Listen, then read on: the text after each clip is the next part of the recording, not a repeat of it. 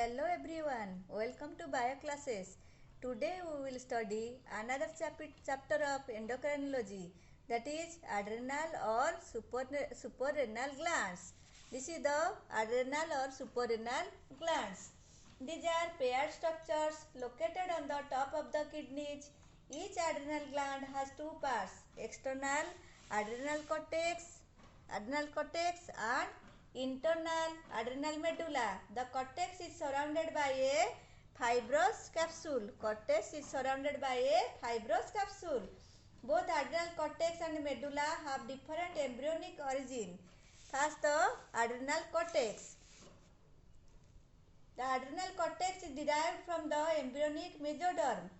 It has three zones: zona glomerulosa, zona fasciculata, zona reticularis. Zona glomerulosa. This is the outer zone that lies just below the capsule. It constitutes about 15% of the gland.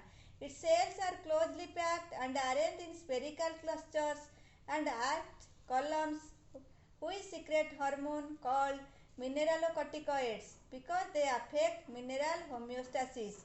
Next, the zona fasciculata. This is the middle zone, which is widest of the three zones. It constitutes about 50% of the gland. It consists of the cells arranged in long straight columns. The cells of this zone secrete glucocorticoids which affect glucose homeostasis. Next comes the zona reticularis. Zona reticularis, this is the inner zone that constitutes about 7% of the gland. The cells are arranged in branching cords which secrete gonadocorticoids.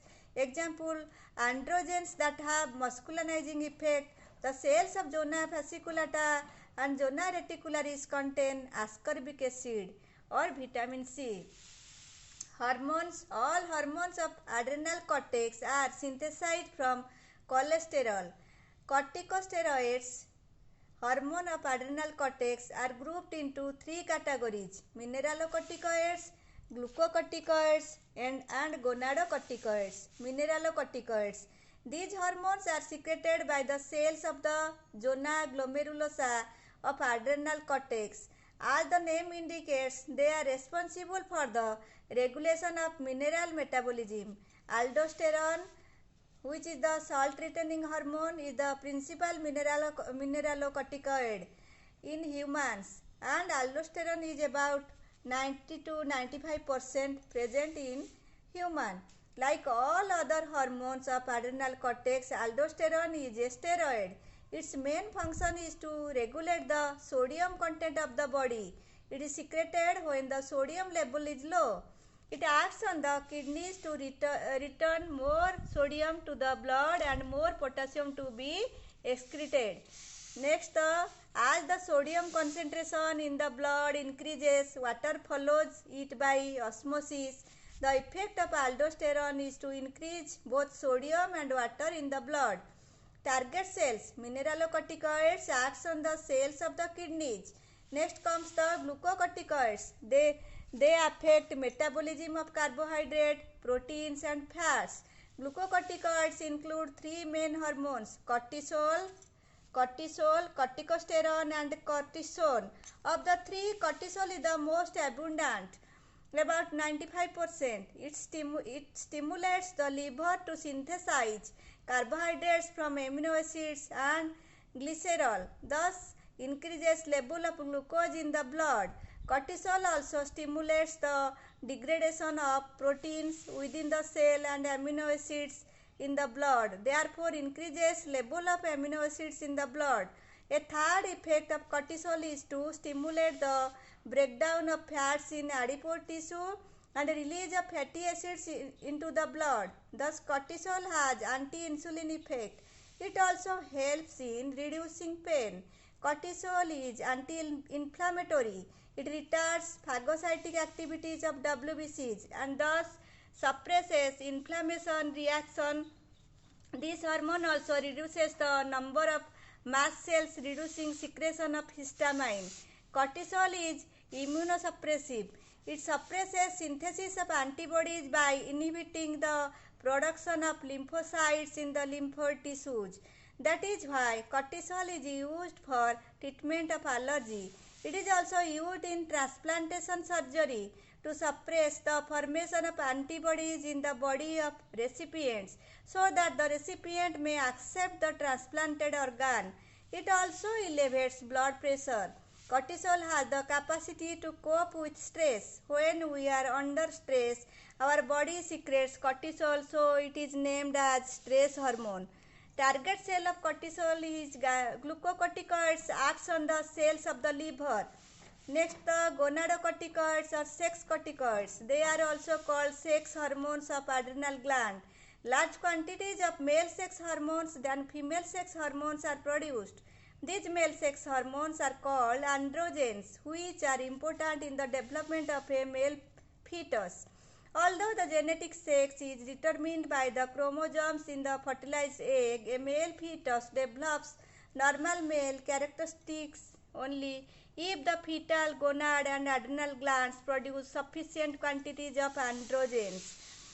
Therefore, androgens stimulate the development of male secondary sexual characters.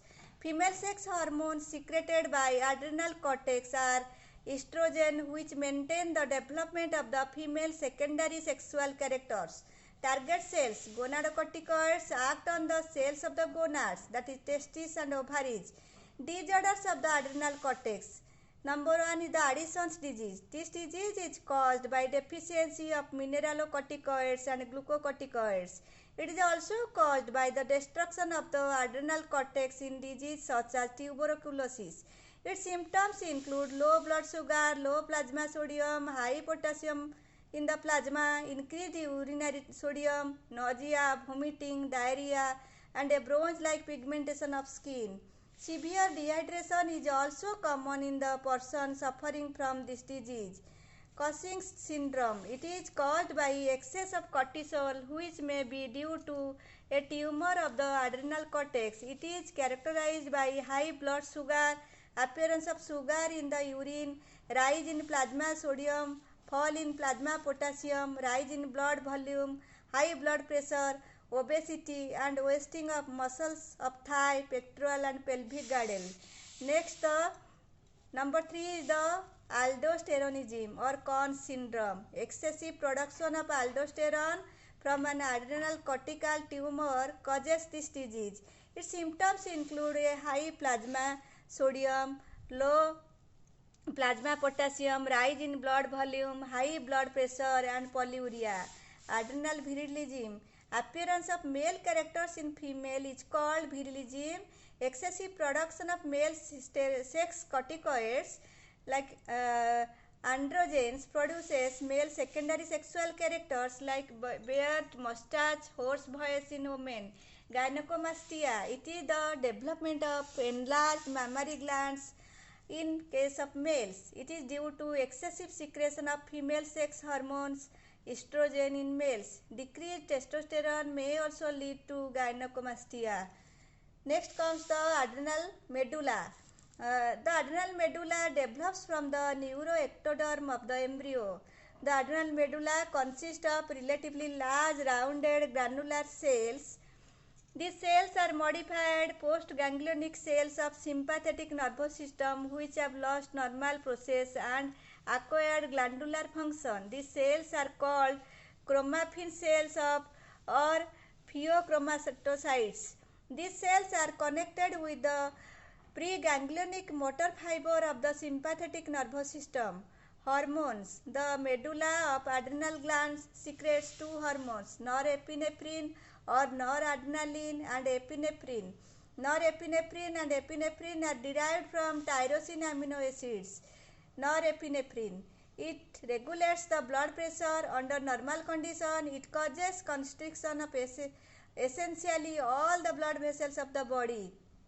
It causes increased activity of the heart, inhibition of the gastrointestinal tract, dilation of the pupil of the eyes, etc.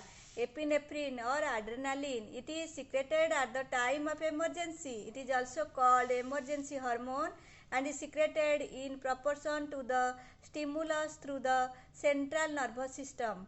Under the conditions of stimulus such as cold, heat, drugs, and emotional excitement, the secretion of adrenaline is greatly increased.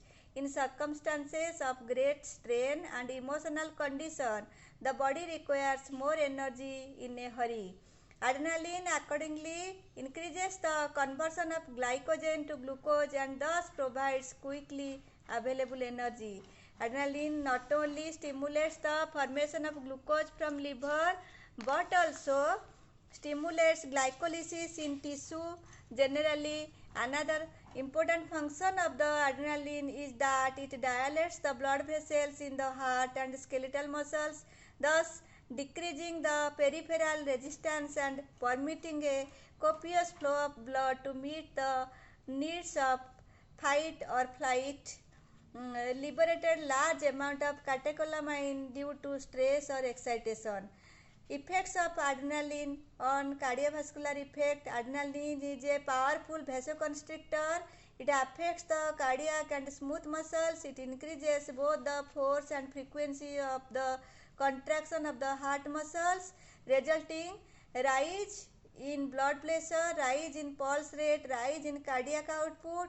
It is used as a heart stimulant in acute emergencies. Smooth and skeletal muscles. Almost all the smooth muscles of the body as well as the skeletal muscles are affected by adrenaline, some being stimulated to contract while others inhibited. Effect on metabolism. Adrenaline affects the carbohydrate metabolism by increasing the rate of conversion of glycogen into glucose, which then may be rushed to the muscles to form ATP, which is used to perform work.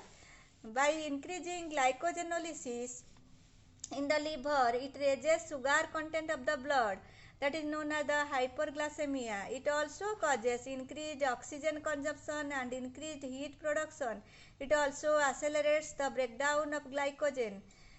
Bronchodilating effect. Adrenaline shows a strong bronchodilating effect and is used in the treatment of asthma and other allergic conditions. Other effects. Adrenaline had been shown to stimulate secretions of some of the hormones of the anterior lobe of pituitary gland, such as adrenocorticotropin, thyrotropin, and gonadotropins. Cells of the target cell are the cells of the skeletal muscles, cardiac muscles, smooth muscles, blood vessels, and fat cells. Fight or flight reaction. The role of the adrenaline and noradrenaline is often called fight or flight reaction. It prepares the body to face stress or danger. A warm red face, cold sweating hand, and faster heartbeat are the symptoms often noticeable before a stage performance or an examination. They are a part of fight or flight reaction that prepares us to meet the stress. Sympathetico-adrenal system. Stimulation of the sympathetic nerves to adrenal medulla causes large quantities of epinephrine or adrenaline and non-epinephrine to be released into the blood circulation, and then these hormones are carried to all the tissues of the body. Both the hormones, epinephrine and norepinephrine, and sympathetic nervous system act on the same organs and produce similar effects on them. Example: accelerates heartbeat, raises blood pressure, slows peristalsis, etc. Since the sympathetic nervous system and the adrenal medulla functions as an integrated system, it is called sympathetico-adrenal system. This is about our endocrine gland, that is adrenal or suprarenal gland. So thank you all for watching this video.